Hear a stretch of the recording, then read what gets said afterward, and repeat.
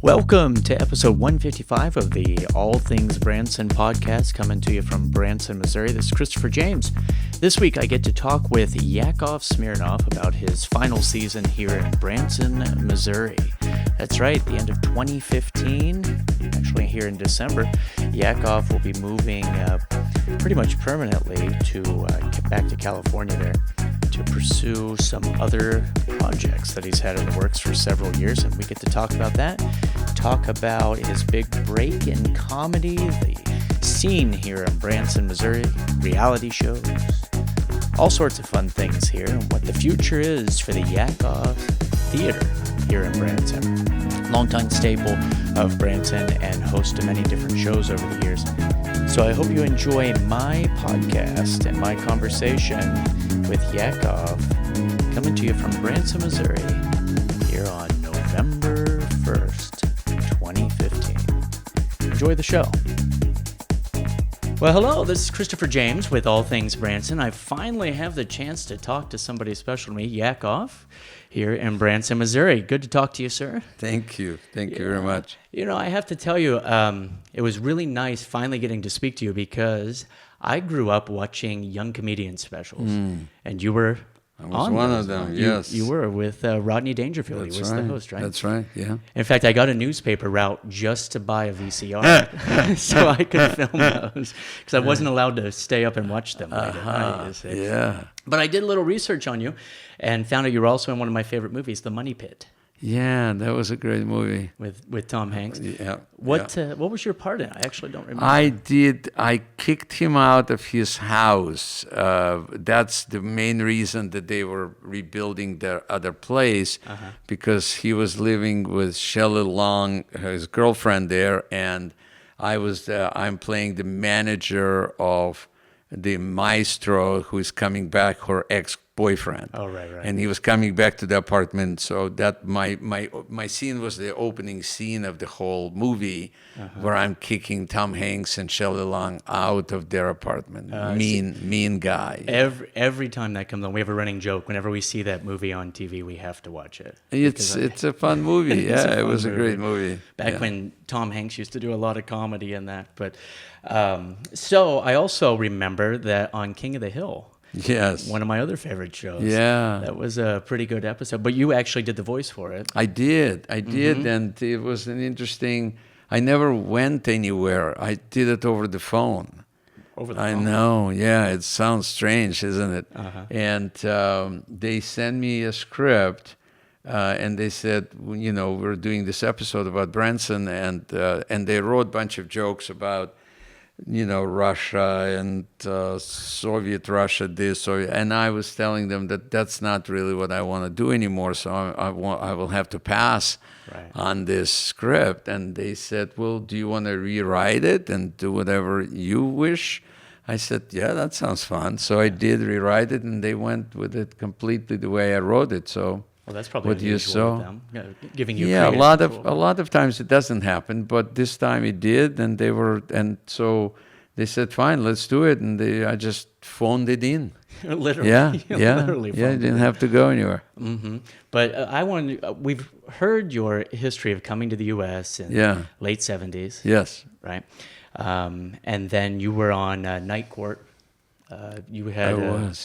Several episodes, right? That you were on. Seven episodes with Harry Anderson, who, as a magician, he's kind of an idol of mine. That's as well. right. He's terrific. Yeah. And that was another show that I was allowed to record. But so I raised you. You practically did.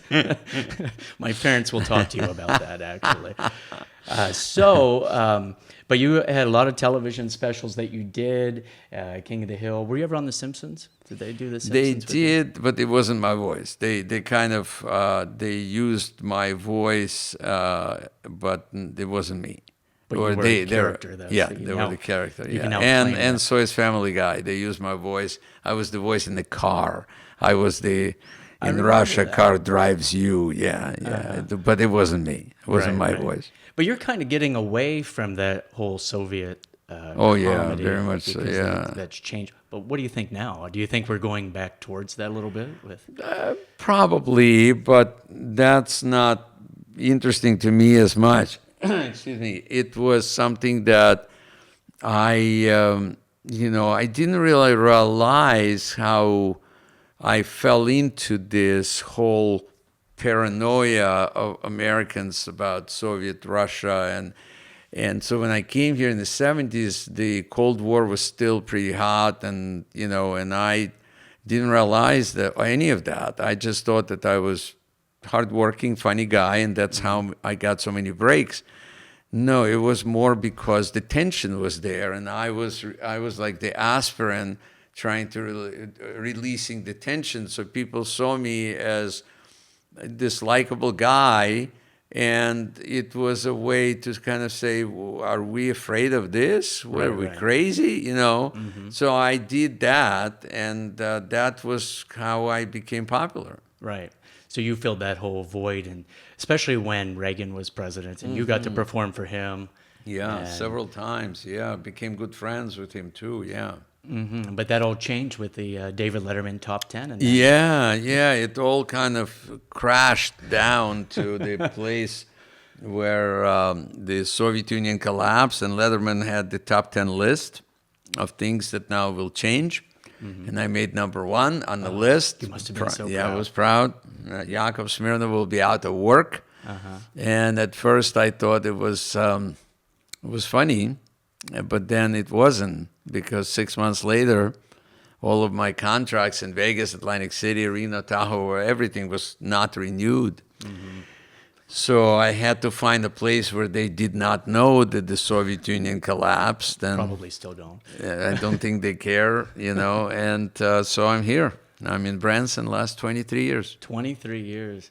But that is changing because you just announced that this is your last season. Yeah. And you told me you're done December 3rd. Right. December 3rd. Now, you're going back to California, right? Yeah.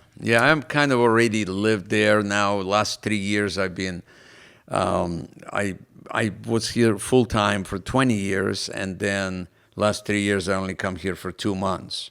So I already have a place there that I really like, and I'm doing a lot of projects there that I need to be there full time to complete that. Hoping to get back into television?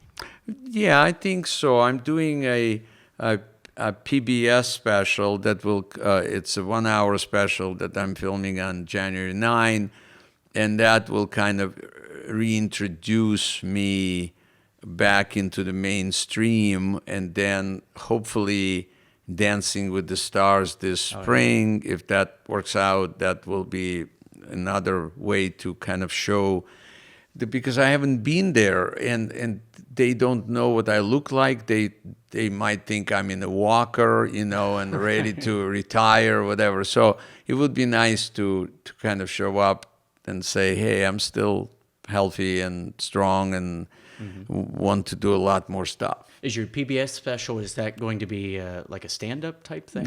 It's a pledge drive, so it's a little bit of a mixture of motivational speech or keynote speech with comedy. Right. And it's called Happily Ever Laughter. So it's very much on something that I've been working on last 20 years on kind of a scientific research on connection between happiness and laughter, and how laughter can be a gauge of happiness. Right. So that's what I've been passionate about for the last 20 years, and now it's finally going to be on television, and depending how it does, if it does well, then it will become my brand, and if it doesn't, I'll have to go back to a drawing board, Right.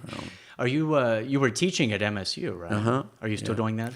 Not this year. I didn't, but I'll probably end up teaching at UCLA or USC, somewhere there. I'm planning to get my PhD also. That's another ambition of mine, to do more research on this topic.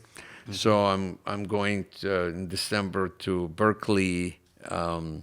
You see Berkeley and see how they'll respond to this concept. So, Yeah, you never know. Yeah, a lot of things going on. Yeah, but you do quite a bit. You were talking about back to the drawing board. That reminds me of your art that you have. You have a Yeah, gallery here I at do. the theater, and you plan on keeping that Yeah, here? yeah. It's a lot of paintings, so I have no place to take them Where to. can you store them? Not at this point, yeah. Right. But also it gives, it's still my theater, so even though I'm not here, my son is actually start performing, and he is performing in my show right now, and then he'll be hosting the Acrobats of China show. Right. So it's kind of leaving paintings with him sounds fine with me. Right. You I know I've had some people ask me, so the theater is going to stay the Yakov Theater? At this point, yes. Yeah. Yes. And yeah. So you plan on keeping the name here, but so your son's been performing and hosting the Acrobats.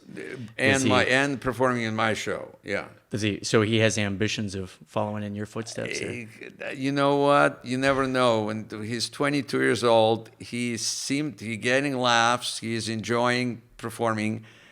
He's done every show since he started.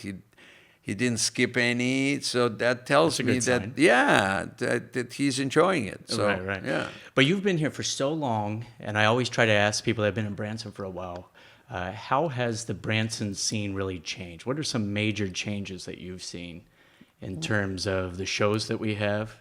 I know years ago I always thought it was more of a country type atmosphere, but it seems like now we're getting, well, we have the Acrobats of China. Yeah, more like family entertainment. Yeah, I think that, it's a good place where you can have Acrobats of China or Japanese Fiddler and Bold Knobbers all at the same spot, All on the same day. Yeah.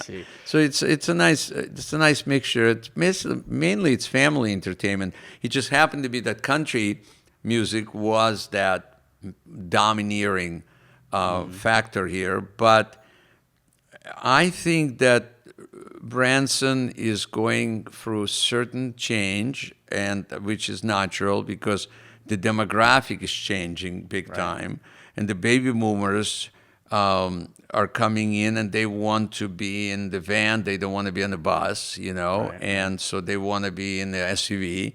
And they'll go to whatever. They might not go see as many shows as we used to. So all of that will adjust itself. I'm very optimistic about Branson's future because I think it just needs a young talent. Like, look at what's happening here. I mean, starting with, let's say, Acrobats of China, these guys are on the level of any Circus LA you could see. I mean, they're fantastic, right? So then you look, let's say, Hey Goods, they're fantastic. You look at, Dutton's or family or Hughes family. They're all great shows. Right. So Branson's not going away. It's just transitioning from maybe main headliners that were here for a while, and then it will be more, family entertainment. And then if headliners discover it and say, hey, I don't want to be on the road anymore, I want to sleep in my own bed, they'll come again. Yeah. We've had a lot of headliners, though, just in the 10 years that I've been here, comedian-wise, that have come here and it just doesn't work out. They've tried because I think Branson has a certain, the wholesome quality, of course, here. Yeah, true. And they just think they're going to be the alternative. Yeah. And No, it doesn't work. Yeah. No, I think when in, Paris do what they do, right? Or when you in France, you do what they do. And when you in Branson, you do what they do here. Right. And that's, I've been very lucky when I came here. It was kind of an emergency landing for me because I didn't really know what else to go because my kids were little and there was no income coming from different places. So I found it by chance, really. But it's been a great home for me, and it became a laboratory for me for developing my new whatever is going to be happening for next 30, 40 years. And I am very excited about that. So it's a great town that does need a persona that can fit here. Right. If it doesn't work. yeah, I had big misconceptions. When I came here, my entire act, I had converted it to country. And I came here and I said, I'm giving this a shot. I had like chaps and the cowboy hat. And at the showboat, they're like, we don't like that. We don't have to do that. That's right. That's right. But you were talking about Dancing with the Stars, and how do you feel about the reality shows that are out? The America's Got Talent. Do you think those are really talent competitions? You know, you know what? If they're on television and somebody's watching and they're enjoying it, I'm not gonna.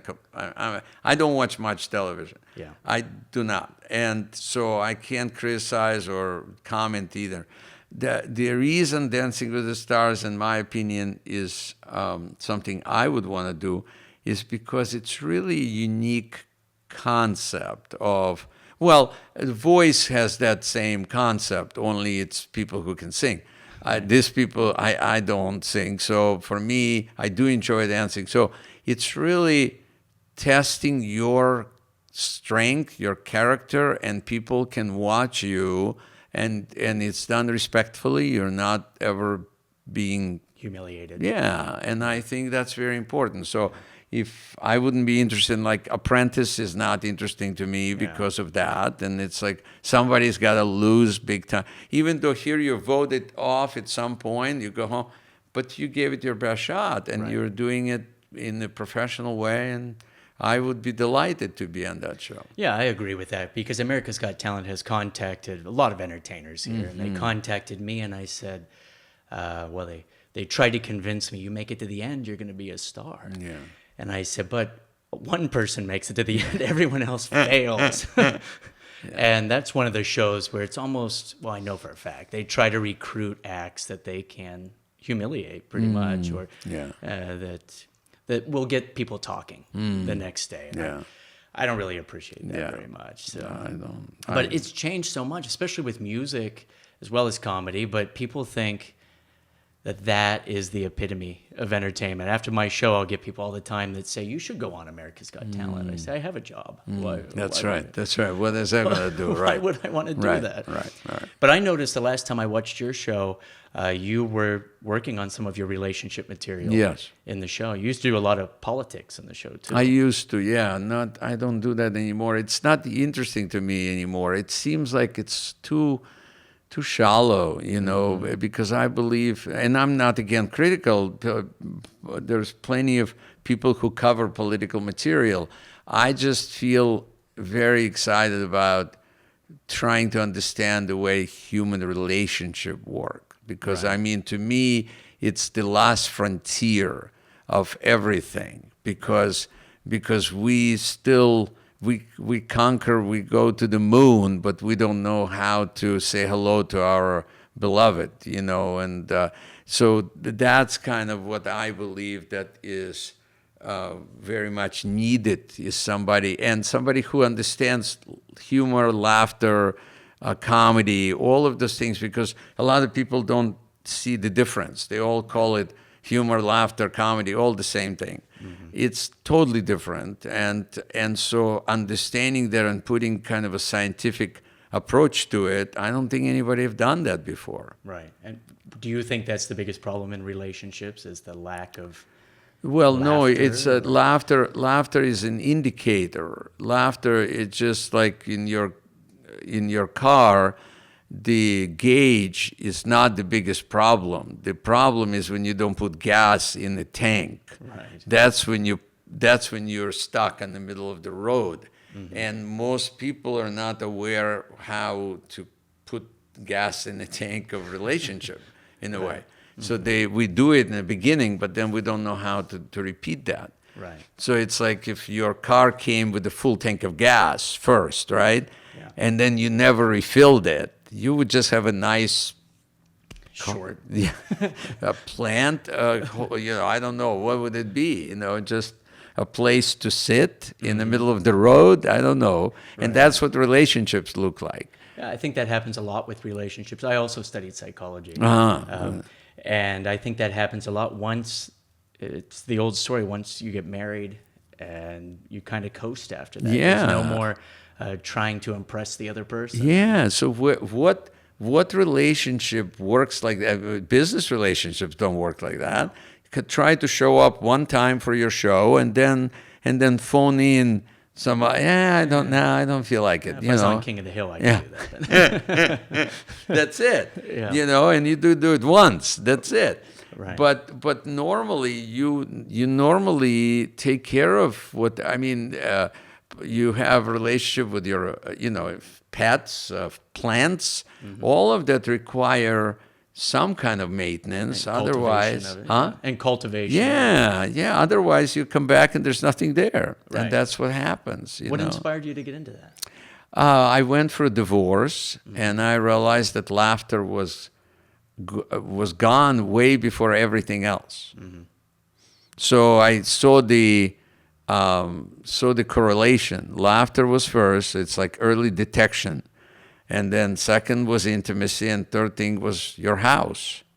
Right. In that order. So it's I've like, been there, yeah. So the point is, like, why wouldn't you see that laughter was gone? Right. And if you and we're doing comedy, right? So if our audience is not laughing at one joke, we're thinking, the moment we get off stage, say, okay, what went wrong there? Right. And then we fix it. We try. Most of the time Right. we fix it. Otherwise, we wouldn't sustain what we're doing. Yeah. And then if laughter would be gone from the relationship at some point, you could fix it if you knew what was wrong. Most people are not aware, and that's why I was so excited to get into this field. Went back to college, got my master's degree in psychology.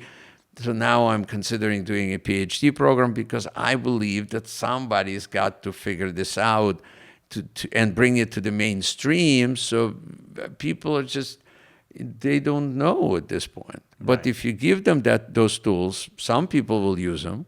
Do you believe in counseling for relationships?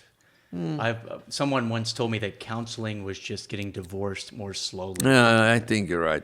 Then there's this really great psychologist, John Gottman. He is in the University of Washington State, and he has been doing this for many, many years. And he predicts or says that normally a couple goes to counseling about 6 years too late. Right.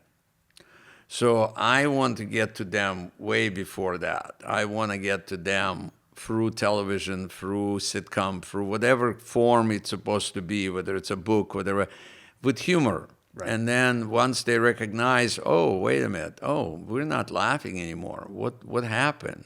Then go to counseling, not 6 years later. Right. But so the answer is yes. I think it can work if the counselor understands how to deal with the problem. A lot of counselors don't. Right. No, I totally agree.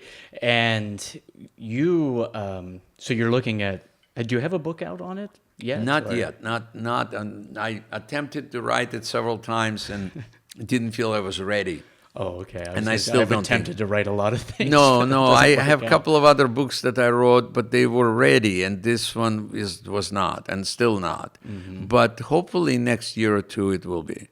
Well, this PBS special is kind of forcing it because they are very interested in very much research-driven humor.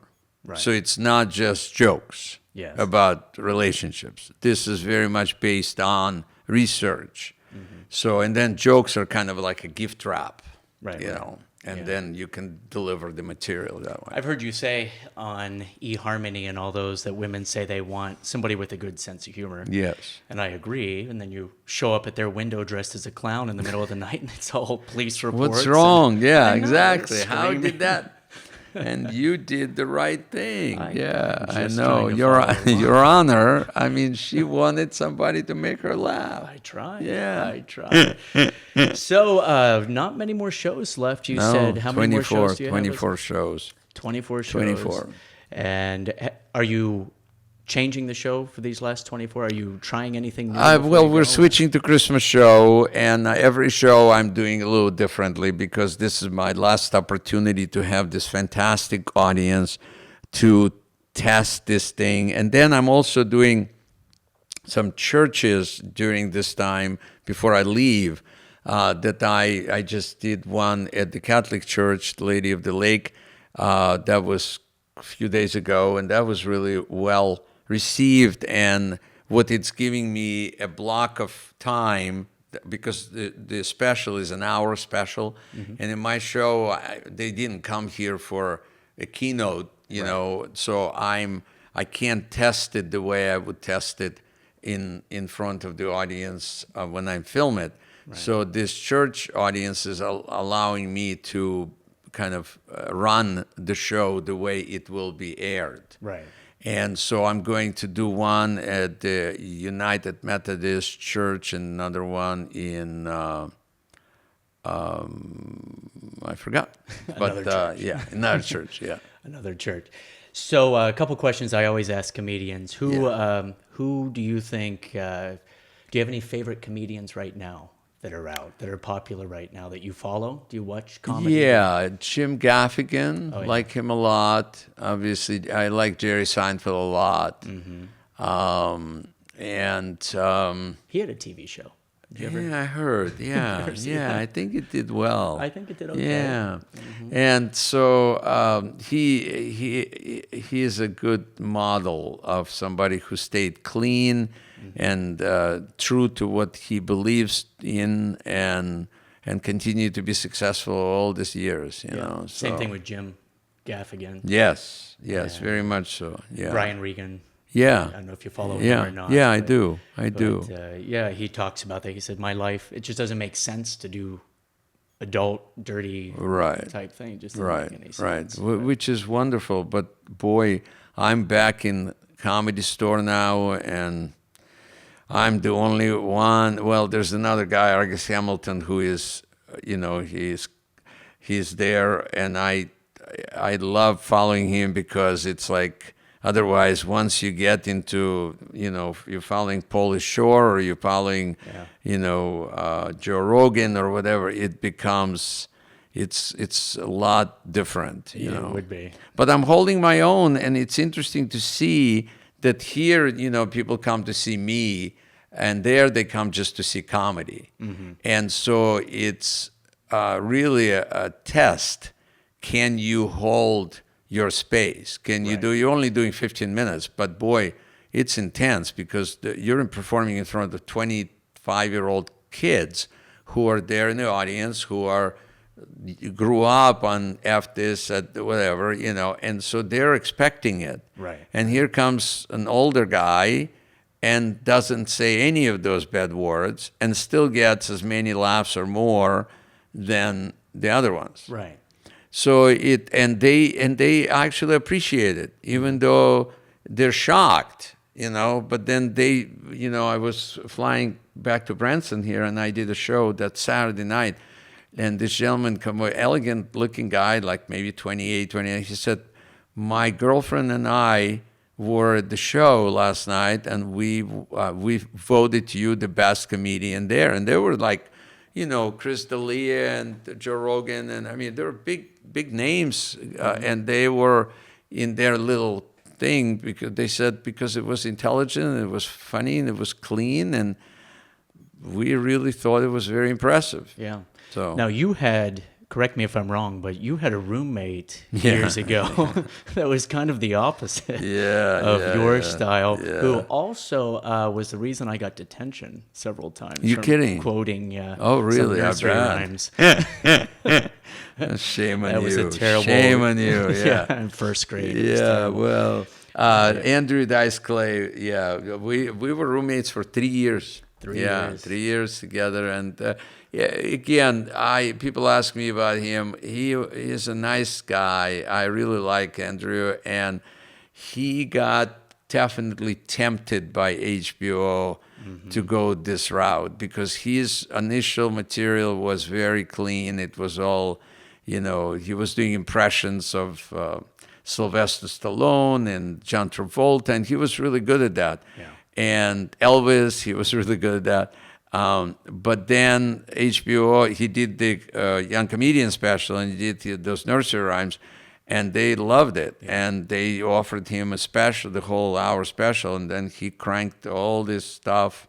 So, and that the rest is history. But he would sell out Madison Square Garden in those days. He tried to get away from that character some, didn't he? I don't know if he did. Just a few years ago, I thought he was on maybe Howard Stern or something, trying to get away from that I a don't little bit. I don't know. Yeah. But did you ever do the Comic Relief? Yeah, had first with- one actually. Yeah, I did the first Robin one. Williams and- With Robin and Whoopi and Billy Crystal. Yeah, yeah, I did. Now, was that before or after Moscow on the Hudson?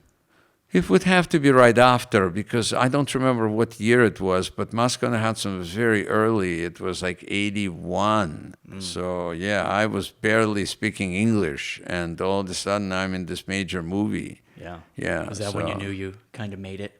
I don't think so. I think Miller Lite commercial is when it really hit big. Yeah, because it was all of a sudden I was everywhere, and just one joke, and it was really popular. And then I got a Tonight Show, so because of the Miller Lite commercial and the White House and all of that stuff was happening because of the Miller Lite commercial. Right. So it's kind of hard to believe that. But that's what it is, Well, there it's you very go. popular, All yeah. because of Miller Lite. Yeah, it's Miller time. There you go. Well, here we are in Branson, though, and come out and see Yakov before December 3rd. Yes, please. 2015. And I want to thank you for talking with me. You're welcome. It's really nice to be Good able to sit job. down. Yeah, I enjoy talking to you. All right. Well, come out and see Yakov here at the, what theater are you at? The Yakov Smirnoff Theater. There you go. Yeah, and still stays that way. So, yeah. Well, it'll still be here in Branson when you listen to this. So come by and say hi. I'm Christopher And if I'm James. not here, just come and see the gallery, and you'll see the essence of Yakov. Yeah, the gallery is amazing, actually. Thank you. But thanks a lot for talking to me, and thanks for listening to All Things Branson. This is Christopher James with Yakov, and bye-bye. Thank you for supporting All Things Branson. Be sure to subscribe and stay in touch on Facebook and Twitter. Check back at allthingsbranson.com for the latest news about Branson, Missouri.